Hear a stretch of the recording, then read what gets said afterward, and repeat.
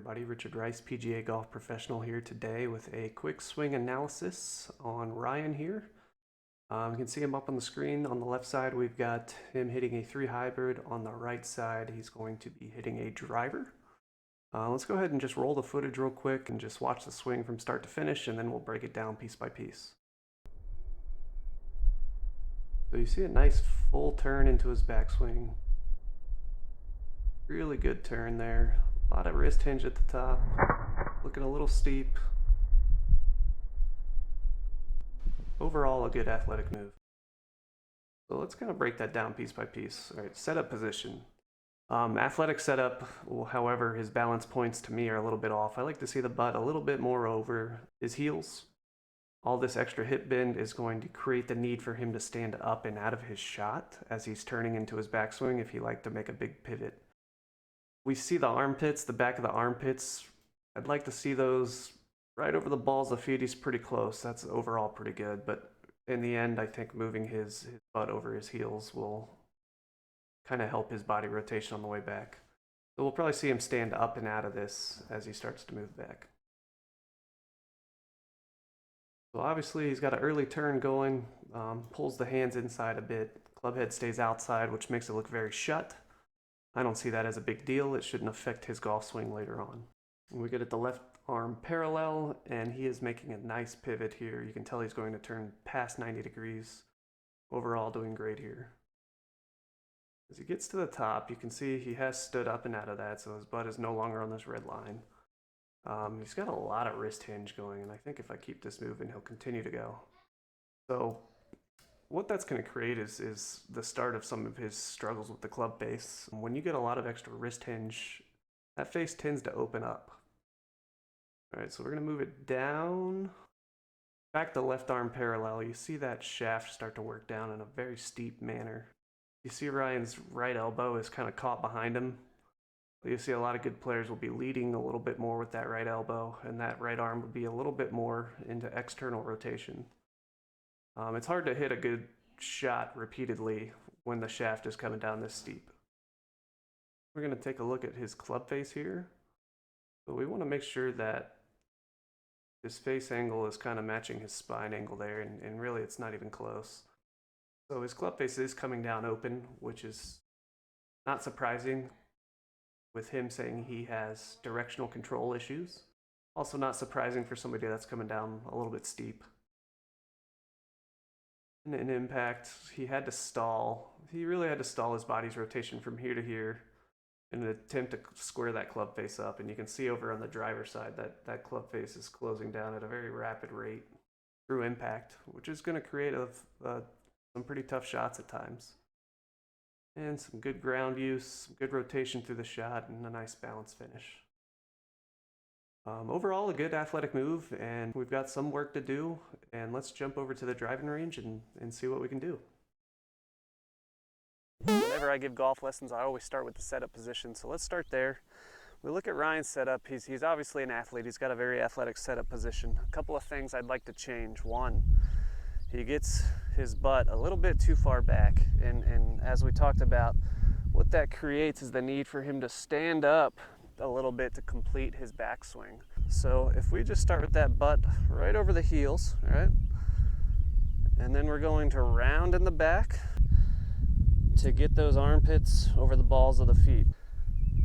The next thing we see in Ryan's setup position is a pretty neutral grip. As we saw in his golf swing, he tends to struggle to square the club face up a little bit.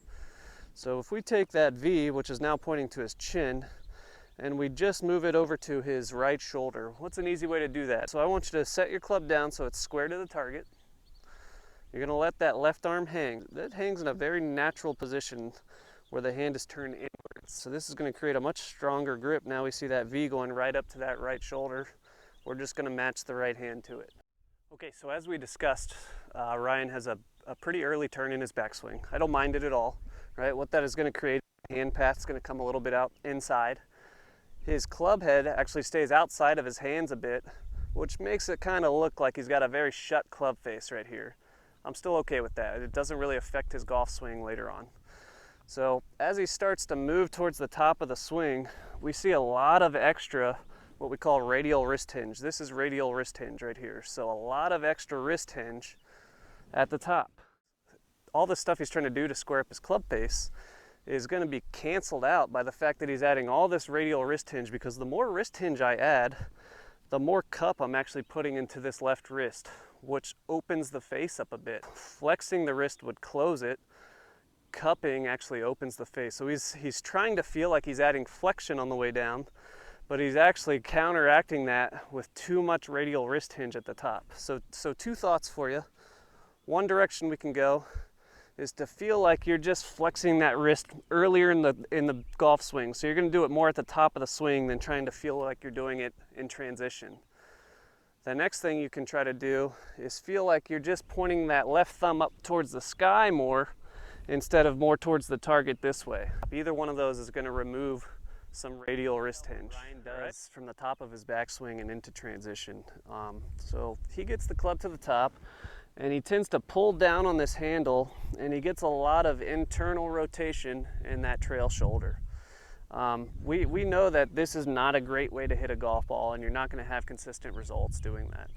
So we want to find a really natural way, a really natural feel for getting him a bit more external in that right shoulder, which will in turn get him a little bit more shallow on the way down, help him with his results. And I can't iterate enough that you really want this to feel very natural. The more you lock yourself into mechanical thoughts, especially on the golf course, the more you're going to struggle with consistency. So we really want a nice natural feel. And how do we do that? We come up with a couple of drills to help him get the feeling. So we're just going to take a simple alignment rod. We're going to get the club all the way to the top, and we're going to place this rod right across our elbows. So from there, what I want to do is feel as in transition and on the way down that I let this alignment rod slide off of my elbows away from the target. Here's what I mean by that. Okay, so I've really exaggerated the feel there, but you can see the alignment rod fell this way. And what does that do? It makes my right shoulder has to come a little bit more internal in order for that rod to fall off in that direction. Next drill is going to require nothing other than a golf towel and a rubber band. So very simple here. We're going to take the towel, wrap it around the club head, and we just secure it in place with a rubber band.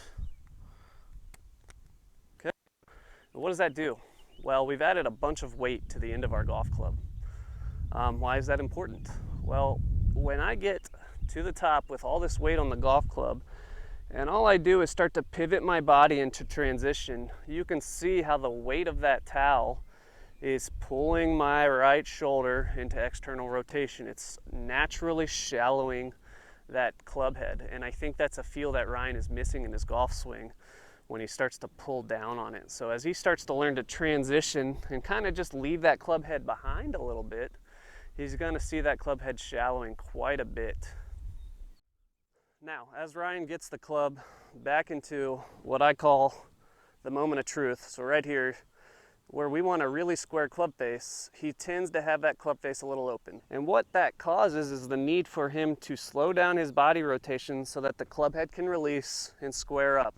So hopefully what we've done with his grip and adding some flexion or removing some radial hinge from the top of his backswing, he's going to come and get into this position right here with a much more square face.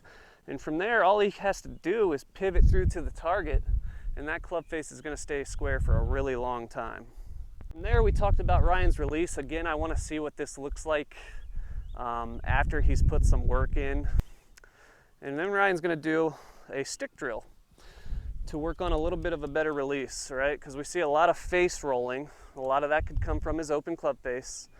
But what we want to do is see a release where this stick on the way through is allowed to go behind the body, but it still misses us. So what he's going to feel right now is that stick hitting him right in the side. So in full speed, it'll look something like this. And you can actually hit shots doing this. Okay, Ryan, I hope this was helpful to you and all you out there in YouTube land who have some similar struggles in your golf swing. I hope you can take something away from this. in the end, it comes down to cause and effect. Ryan had a few things going wrong in his swing, and it created a chain reaction. And while he's a great athlete, you know, your timing's not going to be there every day. So we want a golf swing to be built away from timing so that if we're feeling a little off one day, we're not missing it miles off the golf course. And I think these few tips will really help Ryan improve his game and really jump to the next level. So enjoy that tip. If you liked it, please like and subscribe below, and we will see you next time. Thank you.